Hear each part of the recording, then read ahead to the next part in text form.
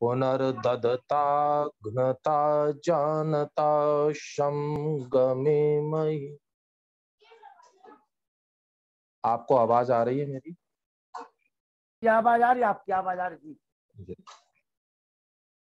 इस जूम के माध्यम से जुड़े हुए सभी महानुभावों को मेरा सादर नमस्ते। बड़ा सुंदर सा उद्बोधन आप आदरणीय आचार्य जी के द्वारा सुन रहे थे। बीच में मैं नहीं जुड़ा था, प्रारंभ में जुड़ा था, तो पूरी बात तो मैंने नहीं सुनी है। महर्षि दयानंद सरस्वती जी को एक मंत्र अत्यंत प्रिय था, जिसको हम सभी लोग ईश्वर स्तुति प्रार्थना उपासना मंत्रों में नित्य पढ़ते हैं। पहला ही मंत्र है जिसको प्रार्थना मंत्र कहते हैं।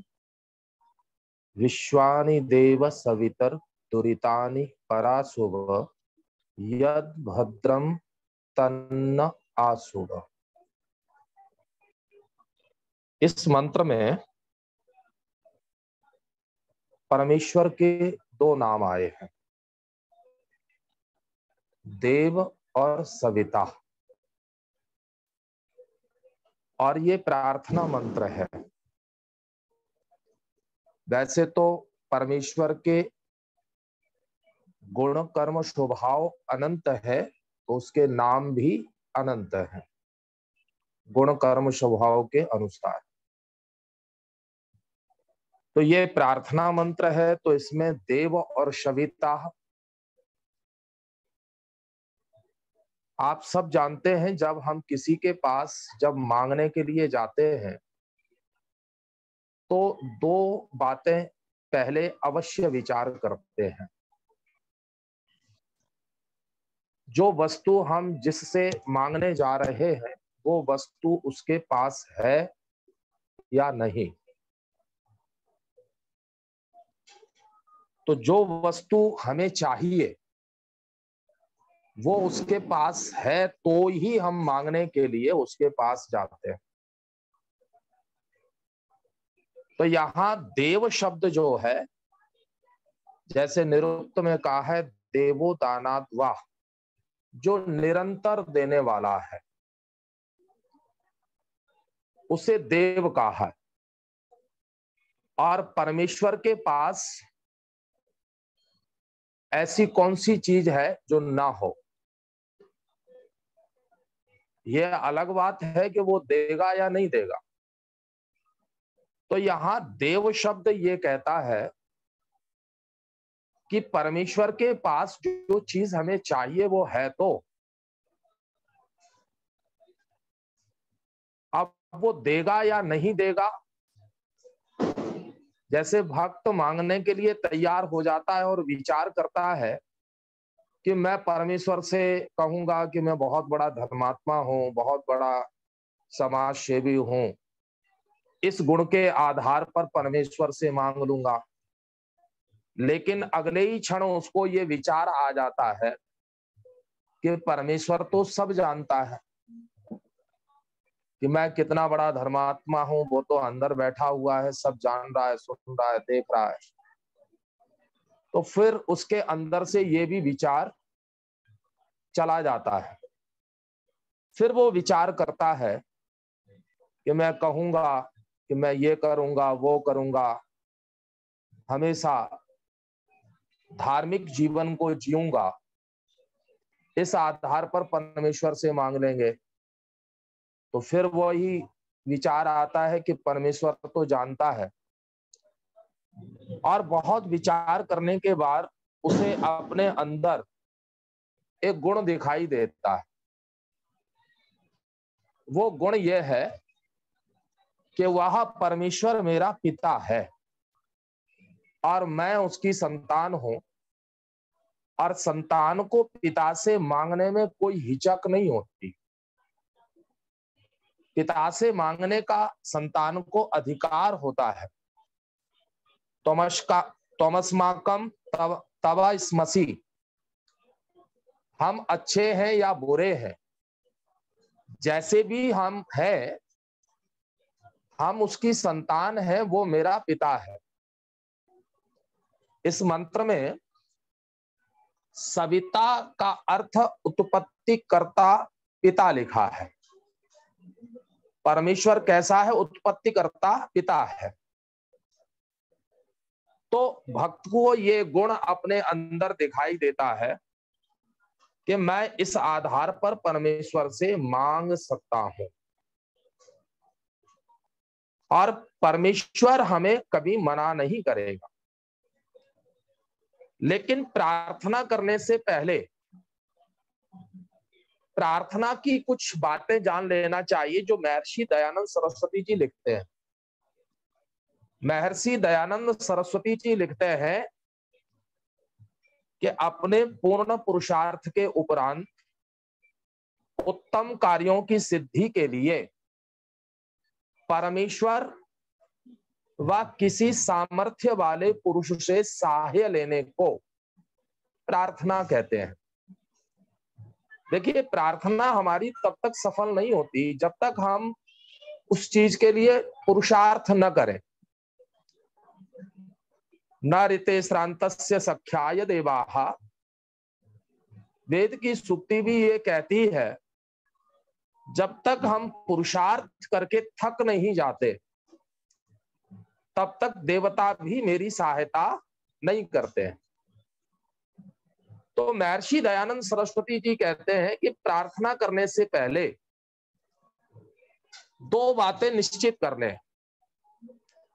जिसके लिए प्रार्थना करने जा रहे हैं उसके लिए मैंने पुरुषार्थ किया है या नहीं, और वो कार्य उत्तम है या नहीं। क्यों? ऋषि लिखते हैं उत्तम कार्यों की सिद्धि के लिए प्रार्थना करनी चाहिए। अब समाज में तो ये भी देखा जाता है कि चोर भी चोरी करने से पहले प्रार्थना करता है। सारे लोग सोते मिले, कुंडे खुले मिले, तो क्या ऐसे लोगों की प्रार्थना ईश्वर स्वीकार करता है? ऐसे लोगों की प्रार्थनाएं ईश्वर कभी स्वीकार नहीं करता है।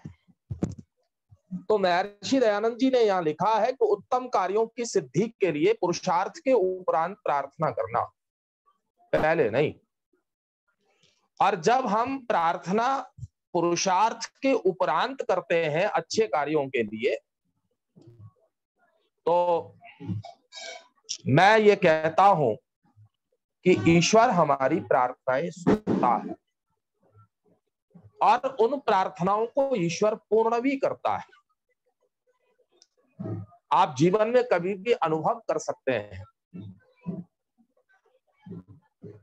और आगे मंत्र में कहा है विश्वानि दुरितानि पराशुभ। यहां मंत्र में बुराइयों को दूर करने की बात कही है। तो दुरितानि पराशुभा, यहां बुराइयों के लिए बहुवचन का प्रयोग है। दुरितानि शब्द जो है वो बहुवचन है। और जब अच्छाइयां मांगने का नंबर आया तो यद भद्रम तन्न आशुभ, वहां बहुवचन का प्रयोग नहीं किया, वहां एक वचन का प्रयोग किया गया है। तो यहां महर्षि इस मंत्र से ये शिक्षा देते हैं कि हमारे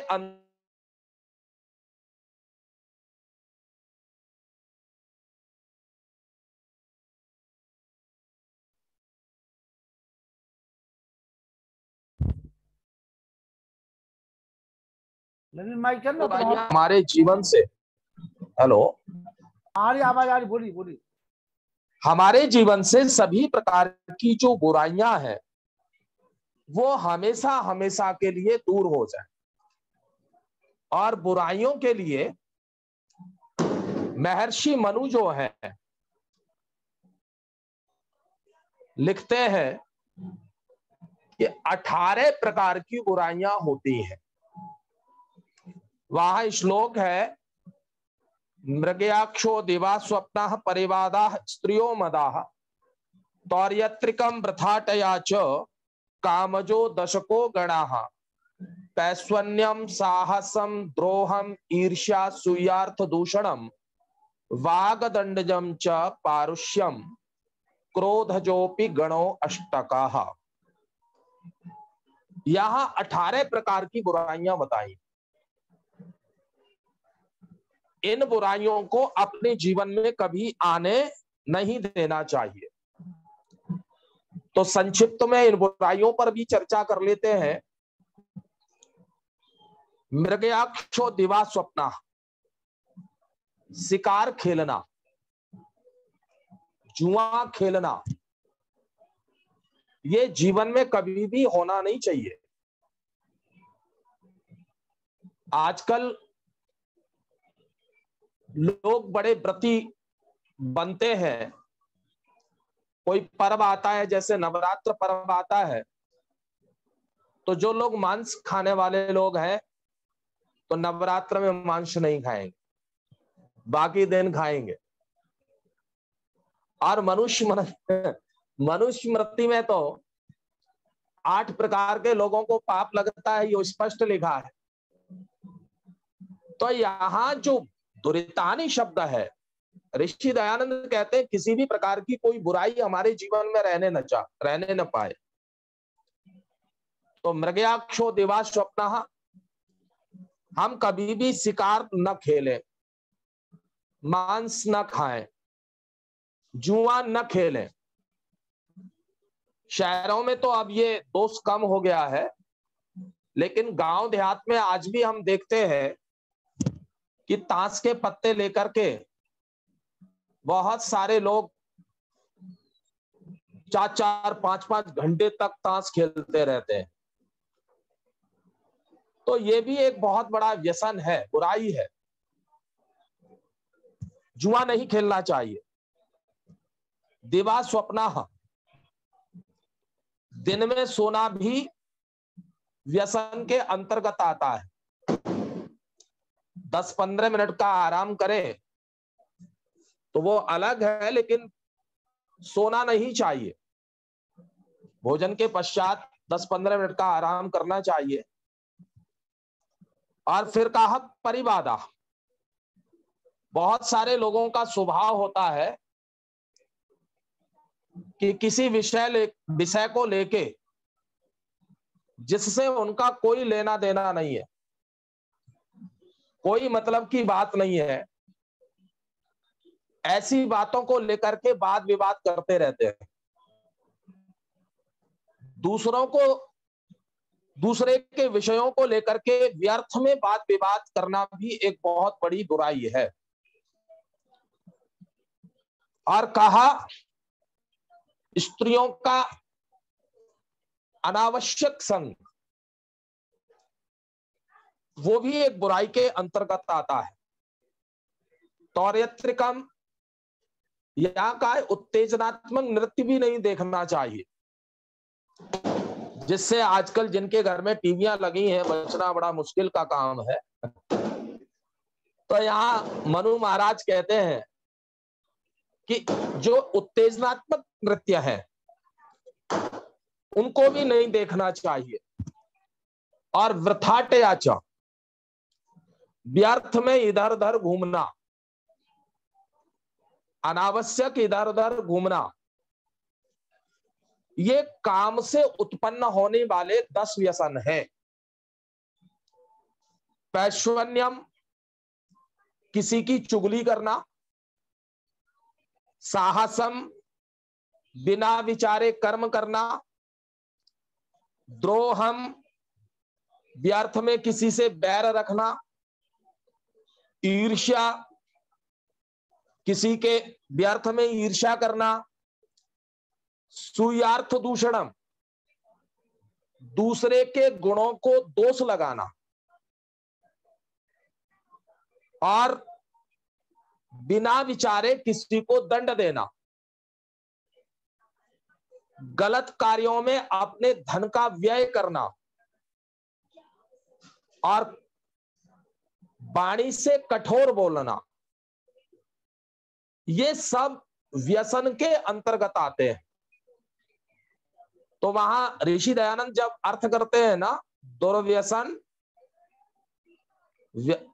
इनको दूर कर लें, और जब ये दूर हो जाएंगे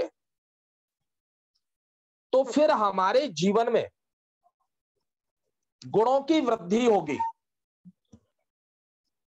जैसे आगे मनुस्मृति में मनु महाराज लिखते हैं, लोभात् क्रोधा प्रमवति, क्रोधात् द्रोहेण प्रवर्तते, द्रोहेण नरकम याति, शास्त्रज्ञोपि विचक्षणः। एक बुराई क्रोध आ जाए, और आजकल सहनशीलता धीरे धीरे परिवारों में खत्म होती जा रही है। आप परिवारों में देखेंगे जो परिवार टूट रहे हैं, असंगठित हो रहे हैं, परिवारों के अंदर द्वेष बढ़ता जा रहा है, वो क्रोध के कारण है। पहले के लोगों में बहुत सहनशीलता होती थी, सहन करते थे, तुरंत उत्तर नहीं देते थे, और बड़ों के सामने प्रायः मौन ही रहते थे, चाहे कितनी भी डांट पड़ जाए। तो यहां मनु महाराज कहते हैं, एक व्यसन किसी के अंदर आ जाए, क्रोध, और क्रोधी व्यक्ति चाहे कितना भी बड़ा विद्वान हो, वो कभी भी सुखी नहीं रह सकता। शास्त्रज्ञों भी विचक्षणा, लोभ से क्रोध आता है, क्रोध से द्रोह उत्पन्न होता है। तो क्रोध जो है वो एक बहुत बड़ा व्यसन है। जो परस्पर परिवार टूट रहे हैं वो भी ज्यादातर क्रोध के कारण टूट रहे हैं। छोटी छोटी बातों को लेकर के गुस्सा करते हैं। तो कुछ बुराइयां ऐसी हैं जिनसे हमारी अत्यंत हानि होती है। तो ऋषि दयानंद जी कहते हैं कि ये सारी इंद्रियां, ये सारे जो दोष है, बुराइयां हैं, व्यसन है, ये हमारे जीवन से जब निकल जाएंगे तो फिर हमारे अंदर अच्छाइयां प्रवेश करेंगी। और यजुर्वेद के 36वें अध्याय में एक दूसरा मंत्र आता है, यन्मे छिद्रम चक्षुषो हृदयस्य मनसो वाति तृष्णम बृहस्पतिर्मे तद्दधातु सन्नो भवतु भुवनस्य यस्पति। इस मंत्र से ईश्वर से प्रार्थना की गई है कि हे परमेश्वर, मेरे मन के अंदर जो छिद्र है, छिद्र क्या है? छिद्र दोष है, छिद्र बुराइयां हैं। इस छिद्र को पूर्ण कर दो, भर दो। और आगे कहा, चक्षुषो, मेरी आंख में जो दूसरों को गलत देखने की जो प्रवृत्ति है, छिद्र है, मेरी आंख का ये छिद्र भर दो। तो हम मंत्र भी पढ़ते हैं, उसमें भी प्रार्थना करते हैं, भद्रम कर्णेभिः भद्रम पश्येमाक्षभिर्यजत्राः। तो हमारी आंख का और मन का जो छिद्र है, दोष रूपी छिद्र है, इसको इस मंत्र में परमेश्वर से प्रार्थना की है कि ये मेरा छिद्र भर जाए, अर्थात मैं किसी को बुरी नजर से न देखूं, मैं किसी के प्रति कोई गलत विचार मेरे हृदय में उत्पन्न न हो। तो ऐसी प्रार्थनाएं जब हम करते हैं तो हमें बुराइयों को छोड़ने में सहायता प्राप्त होती है। बुराइयों को जब तक नहीं छोड़ेंगे तब तक हमारे अंदर अच्छाइयां आने वाली नहीं है। एक कवि ने कहा है दोष पराया देखकर चलत हसंत हसंत, अपना याद न आई आवई जाको आदिन अंत। हम दूसरों के दोषों को देखते हैं, दूसरों के छिद्रों को देखते हैं, लेकिन शास्त्रकार ये कहते हैं कि हम दूसरों के दोषों को न देखें, दूसरों के तो गुणों को देखें। जब गुणों को देखेंगे तो हमारे अंदर गुणों की वृद्धि होगी, और अपने दोषों को देखें। जब हम अपने दोषों को देखेंगे, उनका आत्मनिरीक्षण करेंगे, तो हमारे जीवन से वो दोष दूर होंगे। लेकिन आदमी का उल्टा स्वभाव होता है कि वो दूसरों के दोष देखता है और अपने कभी दोषों को नहीं देखता है। एक संस्कृत का बड़ा अच्छा कवि लिखता है, खलाह सरसप मात्राणी पर छिद्राणी पश्यति, आत्मनो विल्ल मात्राणी पश्यन न पश्यति। खलाह सरसप मात्राणी, दूसरों को दूसरे के दोषों को देखना, ये किसका स्वभाव होता है? खल। और खल किसको कहते हैं? दुष्ट को। अगर आप दूसरे के दोषों को देखते हैं, अपने दोषों को नहीं देखते हैं, तो शास्त्रों के अनुसार वो कहते हैं ये तो दुष्टों का स्वभाव है। तो लोग दूसरों के छोटे छोटे छिद्रों को, सरसप मात्राणी, सरसों के दाने के समान छिद्रों को भी हम देखते हैं। आत्मनो विल्लो मात्राणी, और अपने अंदर बेल के समान छिद्र को भी पश्यन न पश्यति, देखता हुआ भी नहीं देखता है। तो महर्षि दयानंद सरस्वती जी जो है वो इसकी व्याख्या करते हुए यही लिखते हैं, हमारे जीवन से जो व्यसन है, जो दुख है, वो हमसे हमेशा के लिए दूर हो। और व्यसन कभी भी दूर ऐसे ही नहीं होते, उसके लिए प्रयत्न करना होता है। अच्छाइयां अपने आप नहीं आती हैं, बुराइयां अपने आप आ जाती हैं। अच्छाइयों के लिए हमेशा प्रयत्न करते रहें और बुराइयों के लिए हमेशा सावधान रहें। सावधानी हटी दुर्घटना घटी। अगर आप जीवन में सावधान नहीं रहेंगे तो कहीं से भी कोई भी बुराई आ सकती है। तो इसलिए हम हमेशा महर्षि दयानंद जी के इस मंत्र को रखने का अभिप्राय जो है, विश्वानि दुरितानि पराशुभ यद भद्रम तन्न आशुभ, हम अपने आप को हमेशा बुराइयों से अलग रखें और अच्छाइयों के लिए सदैव प्रयत्नशील रहें। महर्षि दयानंद सरस्वती जी को यह मंत्र बहुत प्रिय था।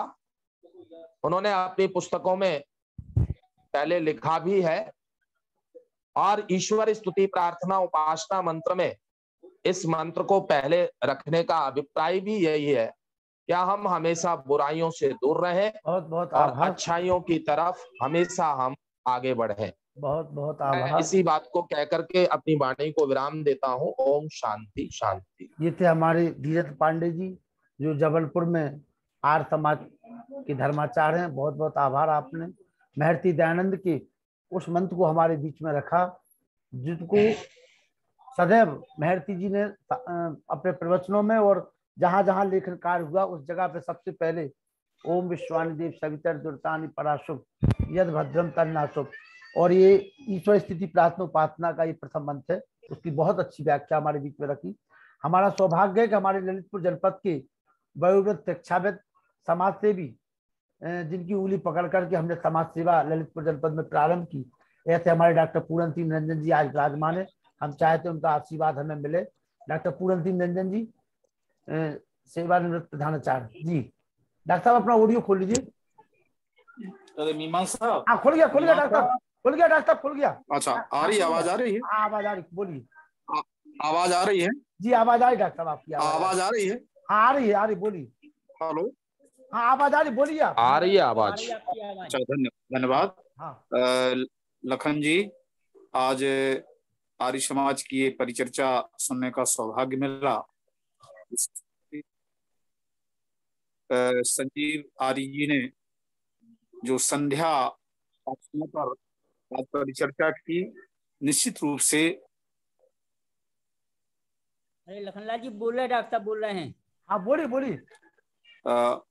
आचार्य आर्य संजीव जी ने जो संध्या उपासना के ऊपर हम सभी श्रोताओं का ध्यान आकर्षित कराया, निश्चित रूप से वो आज की बड़ी सामयिक आवश्यकता है। संध्या उपासना समाज से बिल्कुल विलुप्त होती जा रही है। संध्या करेगा, यही हाल सायंकालीन संध्या का है।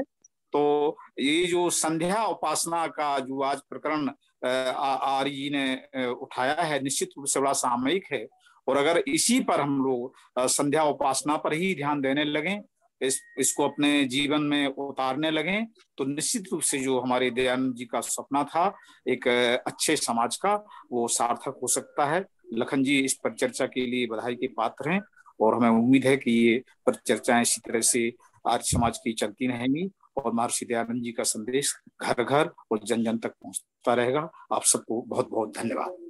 ये थे हमारे ललितपुर जनपद के वयोवृद्ध डॉक्टर पूरनती निरंजन जी, जो डीएवी कॉलेज उरई के प्रोफेसर हैं और वर्तमान में ललितपुर जनपद में लगभग 5000 से ऊपर मृत्यु भोज के स्थान पर श्रद्धांजलि सभाएं करा चुके हैं। और इनके कंधे से कंधा मिलाकर, इनकी उंगली पकड़ करके उस कार्य को हम सभी लोग मिलकर के आगे बढ़ा रहे हैं। निधि जी हमारे बीच में पहली बार जुड़ी है। निधि जी अगर मेरी आवाज सुन पा रही, निधि जी अपना परिचय दे दीजिए सभी को। निधि जी आप अपना परिचय दे दीजिए। रवि सूर्यान जी आप आ जाइए, अपना परिचय दे दीजिए। रवि सूर्यान जी, रवि जी चलिए। प्रेम सचदेवा जी आप आइए। धन्यवाद, बहुत बहुत धन्यवाद। और इसके बाद मुनि जी, आर्य समाज की कुछ मान्यताओं को लेकर के आप तैयार रहिए। मैं दो चीजें ही कहना चाहूंगा कि जो आचार्य संजीव जी ने जो कहा, जो व्यथा प्रकट की कि हम सब जो हैं बटे हुए हैं, वो अब सब दूर हो गया है। और जो सभा, सार्वदेशिक सभा 2 थी, अब वो 1 हो गई हैं। इसलिए वो इस चीज का प्रचार ना करें। अब ये जो बादल छट गए हैं और आप भी, हम सब का कर्तव्य है कि हम सब यूनाइटेड होके, सब इकट्ठे होके ही इस काम को आगे बढ़ाएं। और मैं तो कहता हूं कि 2 ही चीजें हैं जो आर्य समाज के नियम, अगर इसके ऊपर ही पालन कर लें तो सब कुछ ठीक हो जाएगा। इसमें सब कुछ है। और इसके अलावा अगर और आगे जाना है तो सत्यार्थ प्रकाश, बस ये 2 चीजें हम पकड़ लें, नियम को पकड़ लें। सत्य है उसमें, पहले नियम तो सत्य है, उसके बाद समाज सेवा वगैरह है, परोपकार है। बस इतना करना है और कुछ नहीं। और सब अगर हम करने लग जाएंगे तो हमारा बेड़ा पार है, दुनिया का बेड़ा पार है। धन्यवाद। मुनि पुरुषोत्तम जी आइए, इस विषय को पूरा करिए। मुनि जी जी आज का हमारा जो विषय है उसको पूरा करिए आप जी। चलिए, विषय तो अरे 2-3 कर दिया है। चलिए तो कोई बात हाँ, समय भी हो रहा है। चंद्रकांता जी आ जाइए। चंद्रकांता जी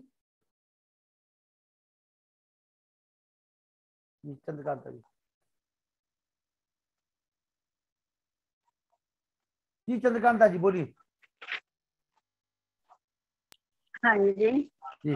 आदरणीय आचार्य संजीव आर्य जी, आचार्य पांडे जी। चलिए आज आपका नेट ठीक नहीं है। अनिल नरोला जी, अनिल जी आइए। अनिल जी। आचार्य संजीव आर्य जी। अच्छा, हाँ जी बोल रहा हूँ सर। हाँ बोलिए बोलिए बोलिए। आवाज आ रही है? नेताओं हाँ, के बोलिए। अंतर में ईश्वर के स्वरूप का बोलिए। बताया कि हम केवल साकार, हम निराकार मानते हैं, वो साकार ही और निराकार।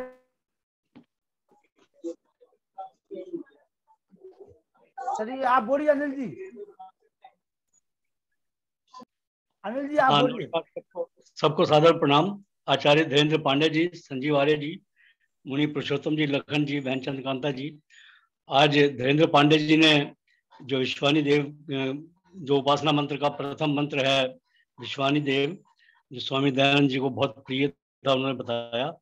वाकई उस मंत्र की उन्होंने बड़ी सुंदर व्याख्या की और बहुत ही उन्होंने अच्छी अच्छी बातें बताई। और ख़ास तौर से जो उन्होंने 18 बुराइयां बताई हैं हमारे अंदर, वो तो बहुत ही अद्वितीय व्याख्यान था उनका। वरना हम लोग ध्यान ही नहीं देते कि 18 बुराइयां, इतनी बुराइयां हम लोगों में होती हैं। तो अगर हम सीरियसली अपना हम उसका विश्लेषण करते हैं तो हम निश्चित रूप से इन बुराइयों को दूर करने की तरफ भी पूरा ध्यान देंगे। तो प्रेम सदेवा जी ने भी बड़ा अच्छा बताया कि हमारा जो मूल मंत्र है वो आर्य समाज के 10 मंत्र हैं, उनके ऊपर होना चाहिए। अगर हम उन मंत्रों के अनुसार चलते हैं तो बस उसके वो तो हमारा एक किस्म से लक्ष्य ही होना चाहिए। और आगे सत्यार्थ प्रकाश का तो हमारा पूरा वैदिक जीवन ही सत्यार्थ प्रकाश है। तो इन सब वक्ताओं ने जो जो बातें बताई हैं उन सब के लिए बहुत बहुत धन्यवाद और बहुत बहुत नमन।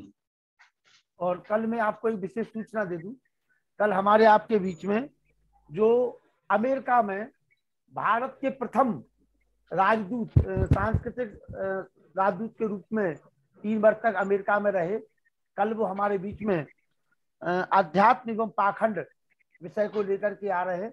सम्मानित आचार्य मोक्षराज जी। और मोक्षराज जी 3 वर्ष तक अमेरिका में वैदिक धर्म का प्रचार प्रसार भारत की तरफ से करते रहे और भारत के प्रथम सांस्कृतिक राजनायक का के रूप में कार्य करने का उनको अवसर प्राप्त हुआ है। ऐसे विद्वान कल आपके बीच में रहेंगे, तो ज्यादा से ज्यादा संख्या में आध्यात्म एवं पाखंड विषय उनका है और बहुत विद्वान उच्च कोटि के वक्ताओं में उनकी गिनती आती है। आप उनको सुनना ना भूलें। मैं निवेदन करूंगा सम्मानित वेद प्रकाश शर्मा जी से जो शांति पाठ कराए।